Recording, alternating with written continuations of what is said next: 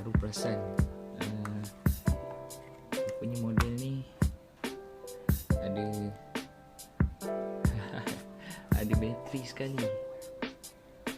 Boleh buka dia punya pintu dengan pull back and go. Lepas tu ada light and sound. Wah, baru perasan rupanya. Cabut ni,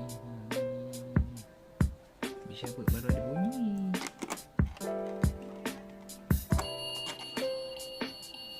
Wah, uyo kakak.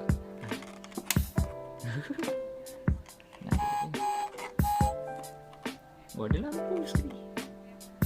Okey lah, harga RM60 boleh dapatkan kat DIY.